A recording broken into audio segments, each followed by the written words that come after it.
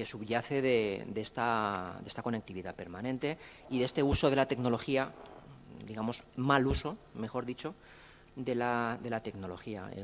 Tina, cuando quieras, puedes presentarlo. Bueno, yo voy a intentar resumir un poquito el currículum de Gerard, porque su currículum consta de 4 folios mínimo. Él es, como ha mencionado Francisco, abogado socio de Beta Legal, licenciado en Derecho por la Universidad de Barcelona, miembro del Ilustre Colegio de Abogados de Sabadell, más de 10 años de experiencia en asuntos legales, delegado de protección de datos según esquema AIP, miembro de la red Alastria y de la asociación ENATEC. Así que le damos paso a Gerard para presentar su ponencia. Buenos días a todos.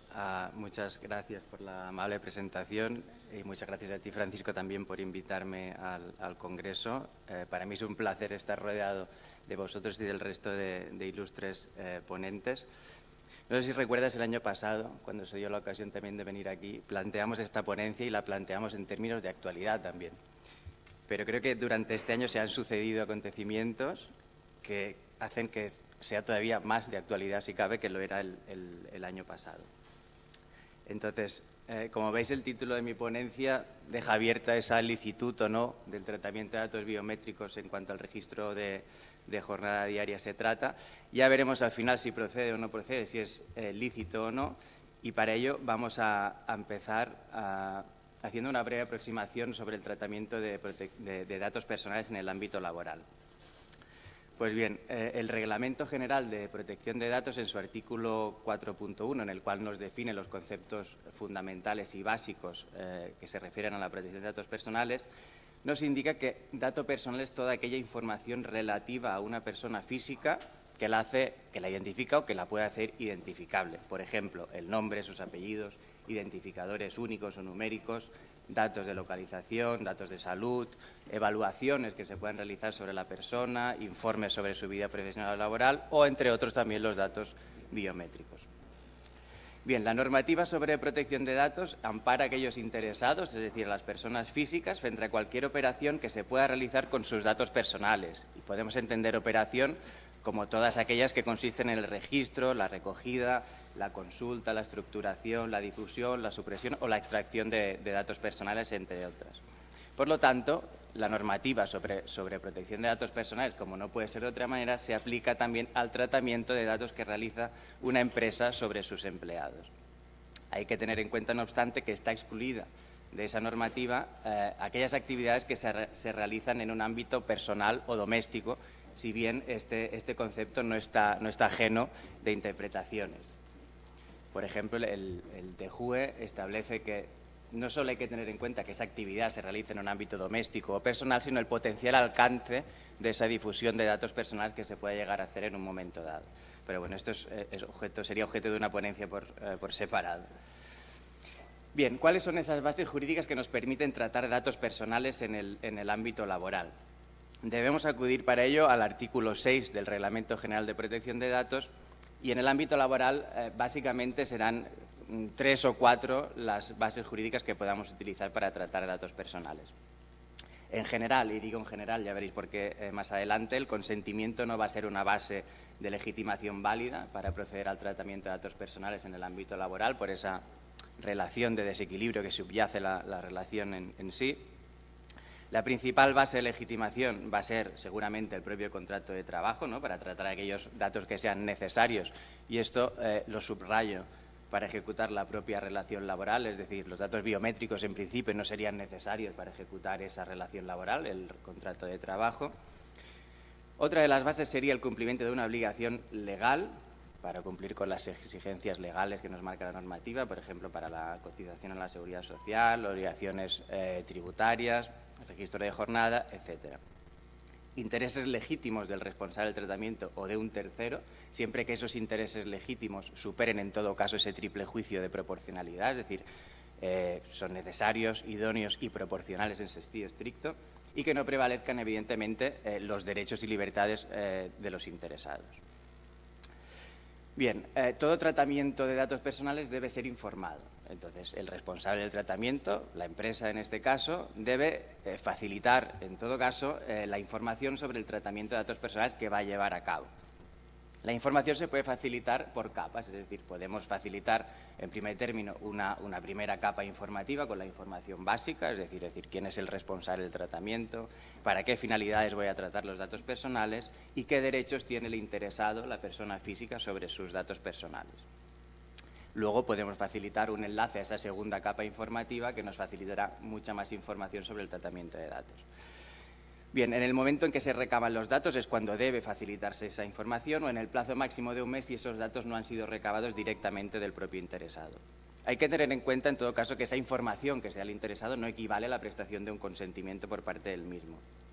Es recomendable, y así lo ha establecido también el Tribunal Supremo, separar del contrato de trabajo aquellos documentos que pretendan recoger el consentimiento del trabajador, para tratamientos distintos de lo que son la propia ejecución del contrato de trabajo. Por ejemplo, es muy habitual tratar el dato de la imagen del trabajador, ¿no? Pues para finalidades promocionales, para la página web, etcétera, etcétera.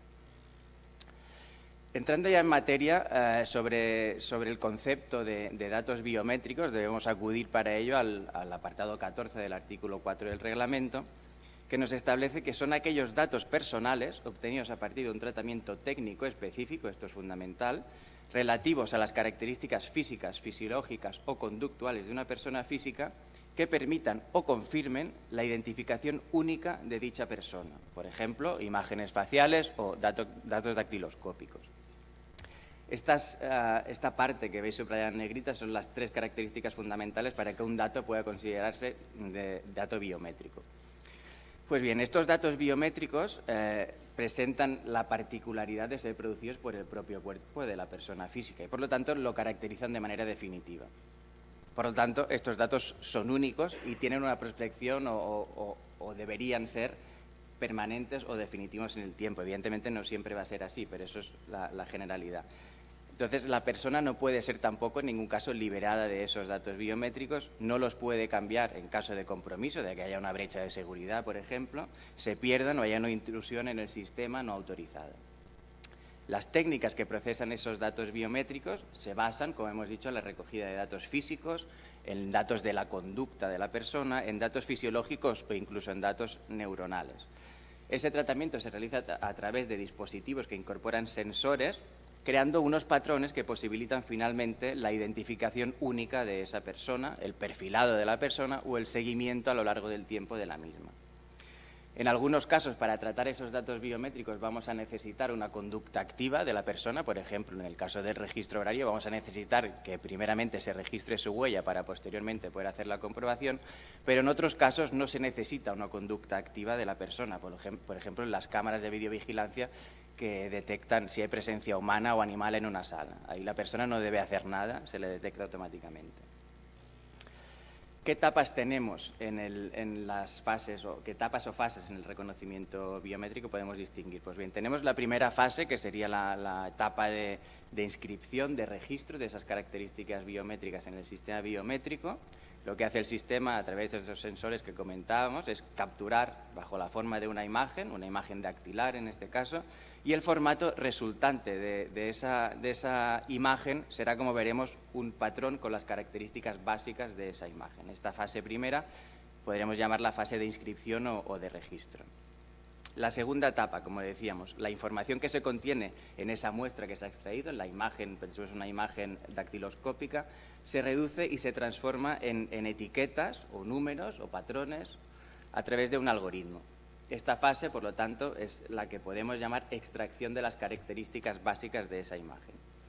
Solo se va a conservar, por lo tanto, esa información discriminatoria y destacada, que es esencial para realizar el posterior reconocimiento de la persona e identificarla de manera unívoca. Las características extraídas, como avanzábamos, se almacenan o se mantienen en una plantilla biométrica, que es el llamado patrón, bajo la forma de una representación matemática de las características biométricas originales. Es decir, se extraen las minucias de esa imagen que primeramente hemos registrado. La plantilla, por lo tanto, es una reducción de esa imagen en bruto que teníamos en un primer momento, que contiene, como decíamos, los parámetros capturados. Lo que debe almacenarse, en todo caso, para garantizar el tratamiento leal y lícito de los datos personales es la plantilla en sí, no la imagen que hemos extraído en un primer momento. La plantilla se almacena, por lo tanto, se extraen las características con el objetivo de poder realizar esa comprobación, esa comparación posterior. Es decir, esta tercera y última fase se comparará la muestra biométrica que se presenta por parte del interesado, pensemos en un trabajador que presenta su huella ante el lector, para poder verificar qué es quien dice ser, qué es quien dice ser o qué es quién es. Esa fase última se llamará fase de comparación. Bien, aquí tenéis una ilustración para que veáis cuál es el proceso de manera mucho más gráfica. Tenemos el primer paso, que es la captura de esos datos biométricos. Este ejemplo, por ejemplo, es para un sistema de reconocimiento facial. Se extraen los puntos básicos del rostro de una persona y posteriormente esos puntos básicos son los que se almacenan en un template, en un patrón, en el sistema para realizar posteriormente esa comprobación. Bien, algunas cosas a tener en cuenta. No todo tratamiento de datos biométricos va a tener esa finalidad de identificar o autentificar. También puede detectar personas, como decíamos antes en el ejemplo, evaluar modelos de comportamiento, perfilar a las personas, clasificarlas e incluso tomar decisiones con arreglo al artículo 22 que de base están prohibidas. O bien detectar rostros o particularidades anatómicas. La información biométrica, este es un error común, no se almacena en algoritmos, sino en patrones o templates. Tras ejecutarse ese algoritmo, el algoritmo no deja de ser un conjunto de operaciones para llegar a un resultado. La biometría, contrariamente a aquello que se suele decir, no es 100% fiable, puesto que al final se basa en estadísticas, en probabilidades, y también puede burlarse, es decir, se puede hackear el sistema y se pueden extraer esos datos biométricos que ya veremos son de categoría especial.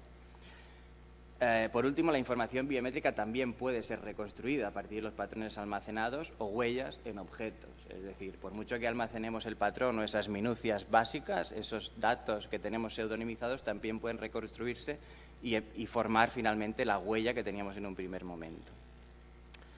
Los datos biométricos siempre pueden considerarse información sobre una persona física y, por lo tanto, datos personales, ya que afectan a datos que proporcionan, por su propia naturaleza, información sobre una persona determinada o determinable.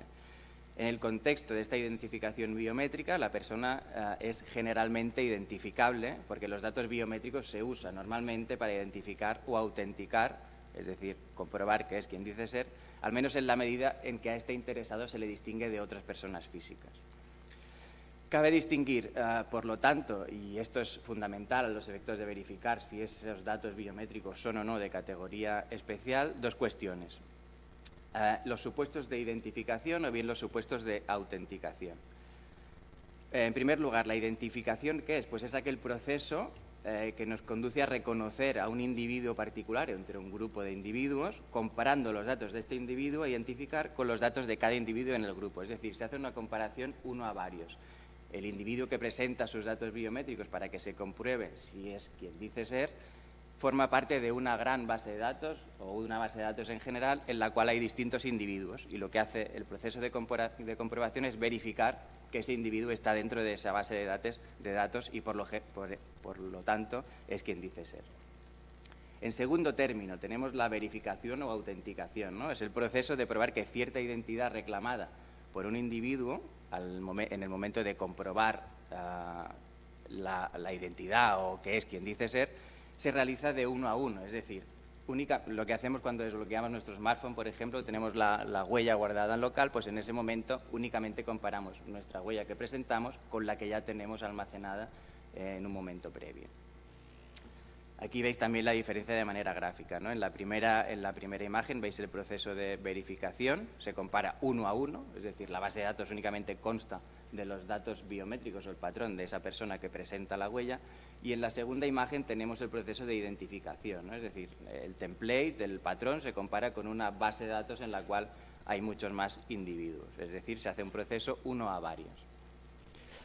Bien, la definición de datos biométricos que ya hemos visto antes incluye ese tratamiento técnico específico para permitir o confirmar la identificación única de dicha persona. Por lo tanto, esas menciones a permitir las podemos entender referidas a la identificación y las de confirmen las podemos entender referidas a la verificación o comprobación. Por lo tanto, ambas, identificación o autenticación, deben ser únicas, es decir, referidas a la identificación que se produzca de una persona física. Dato de persona física identificada se refiere a que esa persona se la distingue o se la puede aislar de un grupo concreto de personas. El adjetivo de única se refiere a que los datos biométricos tienen esas particularidades que pueden identificar sin ambigüedades que pertenecen a un individuo en concreto. Y las diferencias entre los términos identificación y autentificación se refieren en concreto al procedimiento técnico, es decir, al modo de búsqueda en los registros que se han almacenado previamente y al ingreso previo en ese registro. Bien, tenemos también un documento de referencia que es el dictamen 3 de 2012, es decir, anterior al reglamento, sobre la evolución de las tecnologías biométricas, que nos definía estos dos conceptos que venimos viendo, es decir, el de la identificación, y nos decía que la identificación de un individuo por un sistema biométrico es normalmente aquel proceso de comparar sus datos biométricos, es decir, adquiridos en el momento de la identificación de la persona, con una serie de plantillas biométricas almacenadas, lo que veníamos diciendo, la comprobación o la comparación se hace uno a varios. Por el contrario, la autenticación biométrica hace un proceso de comparación uno a uno, es decir, en la base de datos únicamente está aquella plantilla del sujeto en cuestión. ¿Cuál es la postura de la Agencia Española de Protección de Datos a estos efectos? Pues bien, el artículo 9.1 del reglamento establece la prohibición de tratamiento general de ciertos tipos de datos que podemos llamar especiales. Entre ellos están los datos biométricos cuando están dirigidos a identificar de una manera unívoca a una persona física. Por lo tanto, podemos establecer que esos datos biométricos por su propia naturaleza o per se no son sensibles, pero sí lo son si se utilizan técnicas que nos van a llevar a identificar a la persona física en cuestión de manera única entre una generalidad de individuos. Esto es lo que les diferencia, por ejemplo, de las imágenes visionadas por una videocámara, que no pueden ser consideradas dato biométrico bajo la definición del artículo 9.1 del reglamento si no se tratan con posterioridad un tratamiento técnico específico que permita o faculte a identificar de manera única a una persona. Bien, la plantilla o el patrón que comentábamos antes se almacena para su comparación en esa última fase que veíamos, en la cual se compara la muestra biométrica que se presenta con la plantilla que previamente se ha almacenado. Por lo tanto, está identificando unívocamente al empleado, si pensamos en materia de registro de jornada, en cada ocasión que entra o sale, presentando su huella en el dispositivo, y eso es ineludible. No obstante, la Agencia de Protección de Datos decía que los datos biométricos únicamente tendrán la consideración de categoría especial en los supuestos en que se sometan a un tratamiento técnico dirigido a la identificación biométrica, identificación, recordemos, uno a varios, y no van a ser de categoría especial en el caso de que se pretenda una autenticación biométrica, es decir, una comparación uno a uno. No obstante, la Agencia de Protección de Datos ya nos decía que esto era una cuestión compleja y que se tenía que resolver caso por caso y atendiendo al sistema en cuestión. No obstante, surge una pregunta aquí. ¿No se identifica cuando se nos está autentificando? ¿No se nos ha identificado con carácter previo antes de autenticarnos? Mi respuesta es que sí, y coincide, además, con la de la Agencia de Protección de Datos catalana. Vemos la definición del artículo 9, que la hemos visto ya en repetidas ocasiones, es decir, será biométrico el dato cuando esté dirigido a identificar de manera unívoca a una persona, sin que se distinga en este supuesto, en el del 9.1, sin tener en cuenta esa definición que hemos visto del 4.14, entre identificación o verificación, como si hace este 4.14 que nos dice que debemos diferenciar entre permitir o confirmar la identificación única. Por lo tanto, la condición que nos establece el 9.1 es que los datos tengan como finalidad, para considerarlos de categoría especial, la identificación unívoca de una persona, lo que ocurre, como decíamos, tanto en los supuestos de identificación como los de autenticación. En el primer caso, el objetivo va a ser determinar si hay coincidencia con alguna de las personas previamente registradas, y en el segundo lo que vamos a pretender es determinar que esa persona es quien dice ser. Por lo tanto, la distinción entre identificación o autenticación puede ser relevante desde un punto de vista de desarrollo técnico de los dispositivos y del software utilizado a tal efecto. Pero no es relevante, al menos en materia de protección de datos, pues en ambos casos, y por ello es un dato de categoría especial, se realiza una identificación ya sea previa o posterior del individuo. En definitiva, por tanto, la identificación, ¿a qué pregunta nos responde? Pues ¿a quién eres? entre un conjunto de personas físicas, recordemos uno a varios, a partir de sus características físicas, fisiológicas o conductuales. La autenticación nos responde a la pregunta de quién eres quien dices ser, para cuya respuesta previamente, como decíamos, se tiene que haber identificado a la persona.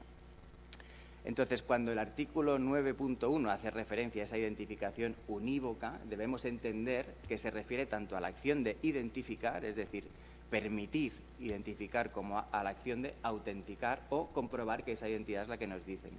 Y, por lo tanto, para tratar datos biométricos debe levantarse esa prohibición general que tenemos en el artículo punto 1, para lo cual debemos acudir al artículo punto 2. A estos efectos tenéis aquí un par de resoluciones interesantes de la propia agencia catalana que nos vienen a decir básicamente lo que estamos comentando. Hay otras autoridades de control, como la francesa o la italiana, que también coinciden en este criterio, que no hay que diferenciar para que se trate de datos de categoría especial entre identificación o autenticación.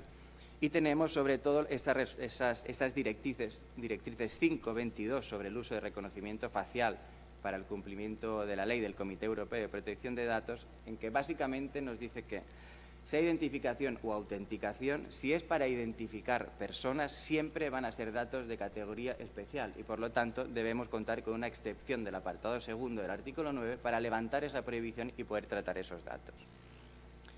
A raíz de estas directrices hubo un cambio de criterio por parte de la Agencia de Protección de Datos en su informe 9822, relativo a la viabilidad jurídica de la instalación de un sistema biométrico para el control de accesos en las gradas de animación de un estadio de fútbol, y nos decía que su criterio en el informe vendría determinado por las directrices del Comité Europeo de Protección de Datos, porque en ese momento estaban sujetas a consulta pública. Pues bien, ya son definitivas y, por lo tanto, se entiende que la Agencia de Protección de Datos hace suyo y asume ese criterio del Comité Europeo de Protección de Datos y, por lo tanto, en todo caso, sea identificación o autenticación, estaremos ante datos de categoría especial.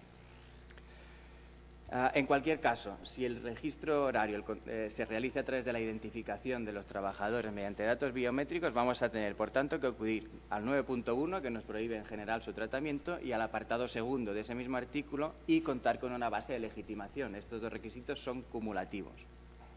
La Agencia Española de Protección de Datos nos dice que la legitimación para el tratamiento de datos biométricos con la finalidad de registro de jornada, además de acudir a la base de legitimación del 6.1b, es decir, la ejecución de un contrato, lo cual ya es discutible cuanto menos, debemos acudir a la excepción establecida del 9.2, es decir, aquella que nos dice que para poder tratar datos de categoría especial, en este caso biométricos, el tratamiento en cuestión debe ser necesario para el cumplimiento de obligaciones y el ejercicio de derechos específicos del responsable de tratamiento o del interesado en el ámbito del derecho laboral y la seguridad y protección social, en la medida en que así lo autorice el derecho de la Unión de los Estados miembros o un convenio colectivo. Por el momento no hay ninguna legislación que autorice el tratamiento de datos biométricos, que yo sepa, para esa finalidad de registro de jornada. Entonces nos quedaría únicamente esa posibilidad de acudir a un convenio colectivo que lo prevea, que yo no sé si hay alguno, pero son las dos únicas posibilidades que tenemos. No obstante, la agencia española se está basando en esta excepción y en la base de legitimación del 6.1b para legalizar, entre comillas, aquellos sistemas de registro de jornada. No sé si porque estaban ya tan implantados que había que buscar alguna solución, pero lo cierto es que legalmente esta solución no tenía ni pies ni cabeza. Bien, como decíamos, las bases de legitimación que nos plantea la Agencia de Protección de Datos. Ya no vamos a la excepción, sino previamente a las bases de legitimación. Es decir, ¿qué necesito para poder tratar ese dato? Acudía a la letra B del apartado del artículo 6.1 y nos decía que era necesario para la ejecución de un contrato en el que el interesado es parte. Pero que yo sepa, los datos biométricos para ejecutar el contrato de trabajo no son necesarios. Nos planteaba también la letra C de ese mismo artículo, es decir, necesario para el cumplimiento de una obligación legal aplicable al responsable del tratamiento. Tampoco son necesarios para llevar a cabo el registro de jornada, es decir, yo lo puedo hacer sin necesidad de tratar datos biométricos. Pues bien, hay un cambio de criterio posterior de la Agencia de Protección de Datos, en esta resolución que se indica aquí, en la cual sanciona a un responsable del tratamiento, eso sí, con apercibimiento por el momento, por el establecimiento de un sistema de reconocimiento facial, que a mi entender es mucho más invasivo que el de la huella dactilar, para el registro de jornada, indicando expresamente, al fin lo hace, que la necesidad de realizar el registro de jornada solo alcanza precisamente esa obligación de realizarla, pero no a realizarla utilizando datos biométricos, y su uso sin causa de excepción, es decir, sin contar con el artículo 9.2, supone una infracción de ese mismo artículo, de la letra B del artículo 9.2. Por lo tanto, se carece tanto de base legal como de la excepción del 9.2 para tratar ese tipo de datos. Para ir acabando, ¿podemos entonces realizar el registro de jornada a través de datos biométricos? Pues bien, ahora parece ser que deberemos acudir al consentimiento libre, eso sí, del trabajador. ¿Cómo debe ser ese consentimiento? El artículo 7 del reglamento nos dice que el consentimiento es toda aquella manifestación de voluntad libre, específica, informada e inequívoca por la que el interesado acepta, ya sea mediante una declaración o una clara acción afirmativa, el tratamiento de los datos personales que le conciernen. Como decíamos al inicio, en la relación laboral hay un desequilibrio entre las partes, ¿no?, por ese temor del interesado a que su negativa a ese tratamiento en concreto genere sobre él un perjuicio en su relación laboral. No obstante, también es cierto, y así lo dice el Comité Europeo de Protección de Datos, que el consentimiento no debe excluirse en todo caso. En este sentido, tenemos los dictámenes que comentamos antes de la autoridad catalana y algún otro de la autoridad del Consejo de Transparencia de Andalucía. ¿Cómo hacemos entonces para que ese consentimiento podamos entender que se ha prestado de manera libre? Facilitando una alternativa equitativa, equilibrada al interesado. En este sentido, la autoridad de Reino Unido también da carta blanca a ese consentimiento en el ámbito laboral para tratar datos biométricos con esta finalidad de registro de jornada, pero nos dice eso, que habrá que facilitar una alternativa al interesado, ya sea mediante una tarjeta, ya sea mediante un código, es decir, que no tenga únicamente esa obligación de deber realizar el registro de jornada con sus datos biométricos. También es interesante lo que nos dice la autoridad británica sobre el principio de exactitud, más si cabe en concreto sobre el tratamiento de datos biométricos, en el caso de que se tomen decisiones individuales automatizadas, que en principio están prohibidas. En ese caso deben establecerse procedimientos manuales por si falla el sistema cuanto antes. Es decir, la ICO lo que nos propone es un sistema alternativo a ese registro a través de datos biométricos, por ejemplo, a través de un interfono que permita al trabajador comunicarse rápidamente con el supervisor del sistema si es que éste falla, ¿no?, para tratar de evitar esas consecuencias negativas para el trabajador, ¿no? Por ejemplo, si ese sistema de registro horario está vinculado al pago de salarios. Acabando ya, tenemos esta sentencia del Tribunal Social de Alicante, no recuerdo el número, por el que se condena a una empresa al pago de una indemnización de más de 6.000 euros por daños morales, por una infracción muy grave de la LISOS, por actos del empresario contrarios al respeto a la intimidad y consideración debida a la dignidad de los trabajadores. Todo esto en relación a un sistema de tratamiento de datos biométricos. Esta empresa ya fue sancionada antes de que este asunto llegara a los juzgados con 20.000 euros por no haber realizado la correspondiente evaluación de impacto en el uso del sistema de reconocimiento facial para el registro de jornada. Lo que pasaba es que el trabajador había consentido el tratamiento de sus datos, de la imagen en este caso, pero únicamente a efectos comerciales, promocionales, nada más.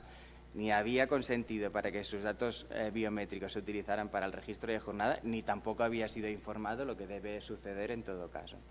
Entonces, la sentencia parece que deja abierta, igual que hacen estas resoluciones anteriores que comentamos, la vía del consentimiento con alternativa real, es decir, con establecimiento de otro sistema equitativo, para que sea libre a los efectos del registro horario con datos biométricos. Aquí yo creo que hay un equívoco que se suele dar con recurrencia, que es el tema de confundir intimidad con protección de datos, ¿no? O sea, debemos decir que el derecho fundamental a la intimidad y el de la protección de datos son dos derechos autónomos e independientes. Entonces, ¿qué podría ocurrir aquí? Que la parte afectada por esta sentencia, es decir, la empresa, no sé si lo ha hecho o no, recurriese a esta resolución, porque efectivamente esta vulneración de la LISOS habla del derecho a la intimidad. Claro. Entonces, si entendemos, y así es, que son dos derechos independientes y autónomos, no tiene sentido condenar a la empresa en función de esta vulneración. Caso contrario, ¿qué podría suceder? Que esto se reprodujese de una manera bárbara. Esta empresa, creo recordar que tenía más de 400 trabajadores. Si todos optan por acudir a la jurisdicción social en reclamación de daños y perjuicios, Claro. que se multiplicaría Claro, por todo trabajador. claro, Sería aquí un dineral. se puede tener un problema gordo la empresa aquí.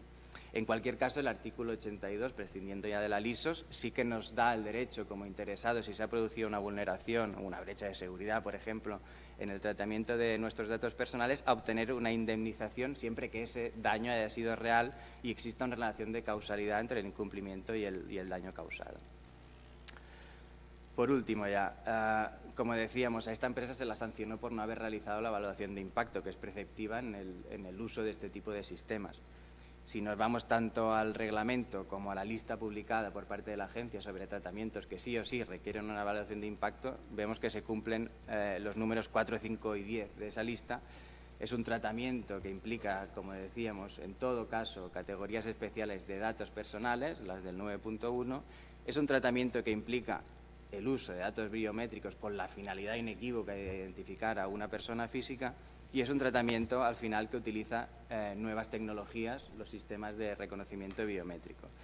Por lo tanto, si bien vemos que podemos contar con una base de legitimación y una excepción del 9.2, como sería la del consentimiento, y así parece que lo están avalando las autoridades de control y los tribunales, cabe preguntarse, aunque ello ocurra, si la utilización de este sistema es o no proporcional, es decir, si supera ese triple juicio de proporcionalidad, para lo cual habrá que acudir al caso concreto sin que podamos dar una respuesta generalizada para todas aquellas empresas que pretendan utilizarlo. Y hasta aquí. Bien, muchas gracias.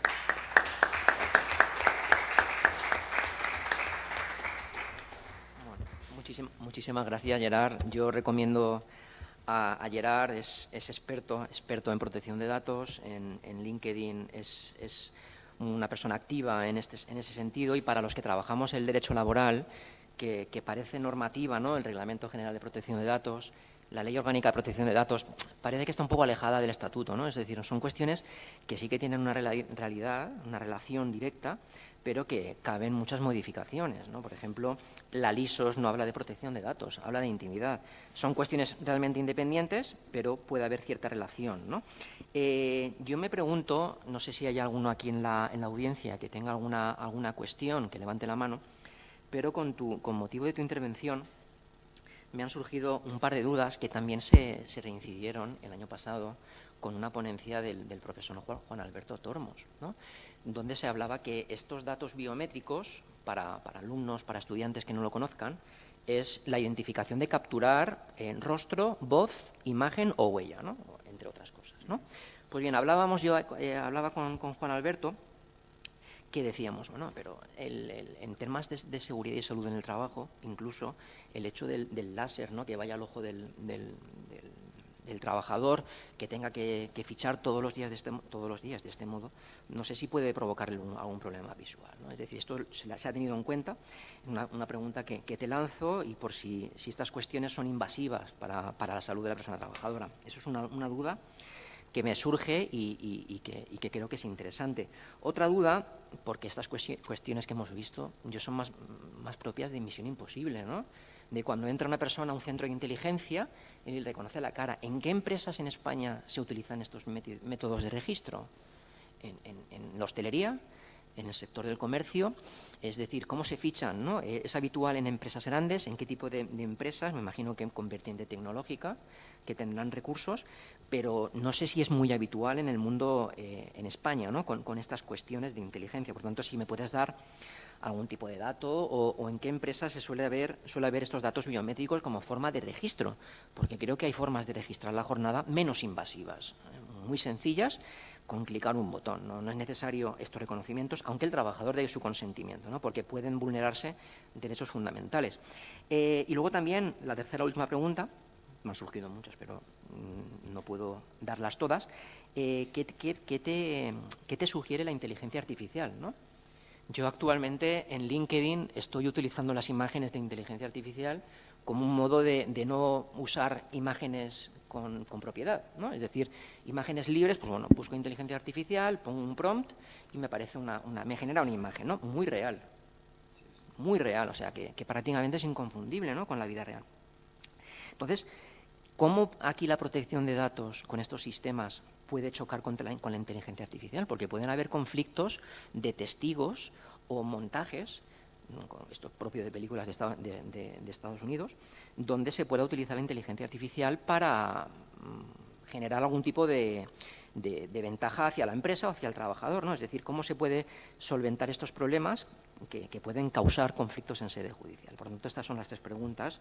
Y también he visto una sentencia actualmente donde se señala que, una sentencia del Juzgado Social de Alicante, donde se señala que el sistema de fichaje no se ofrecieron más alternativas y se vulnera el derecho a la intimidad personal y familiar y una indemnización por daños morales, una sentencia reciente sobre reconocimiento facial, ¿no? Donde se penaliza a la empresa por no ofrecer otras alternativas menos invasivas, entiendo yo, por vulnerar la intimidad personal, aquí no está diciendo la protección de datos, y establece una indemnización de daños, que ya digo, puede ser individual, pero si es una plantilla de 400 trabajadores, la indemnización se multiplica en consecuencia, ¿no? Por tanto, estas son las dudas, ¿no? El tema del láser ocular, si hay algún tipo de problema o si se evalúa este riesgo en el trabajo para la salud de la persona, qué empresas utilizan estos medios de registro y el tema de la inteligencia artificial.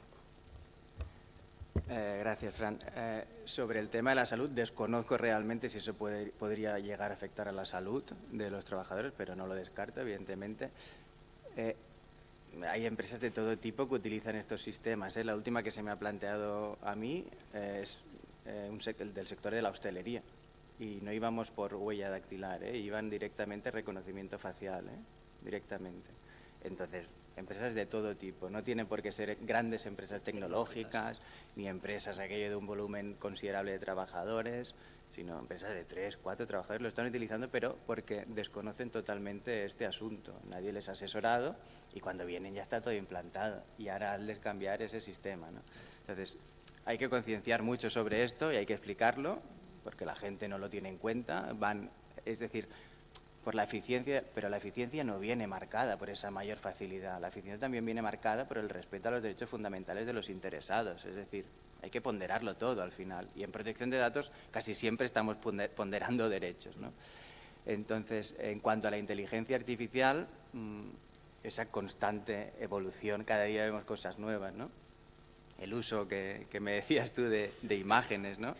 Deepfakes vemos constantemente cada día, entonces yo creo que es fundamental para esto la transparencia, ¿no? Y esa es la línea en la que va la propuesta de reglamento de inteligencia artificial, informar a los interesados de que el resultado, lo que están viendo, ha sido generado por una inteligencia artificial, eso es básico. Y luego me parece fundamental, algo que va mucho en la línea también del Reglamento General de Protección de Datos, lo que es la intervención humana. Es decir, por mucho que utilicemos sistemas de inteligencia artificial, deben revisarse los resultados que dan estos sistemas. Debe establecerse un sistema de revisión continuo, es decir, desde el inicio hasta el final, y que la revisión sea periódica. Es decir, la intervención humana para mí es fundamental y va en la línea de lo que comentamos antes del artículo 22, ¿no? Que establece esa intervención humana para la toma de decisiones automatizadas. Y hay un artículo, creo recordar que es el 28 o el 68, la propuesta del Reglamento de Inteligencia Artificial, que prevé eso, esa intervención humana y esa información a los interesados, sobre todo cuando el contenido se ha generado utilizando documentos, imágenes que tienen derechos de propiedad intelectual. Muy bien. Muchas gracias, Gerard. Vamos a seguir el turno de ponencias. Ahora es el momento de que intervenga la profesora de la Universitat Oberta de Cataluña, Eva Rimbau. Gracias, Gerard.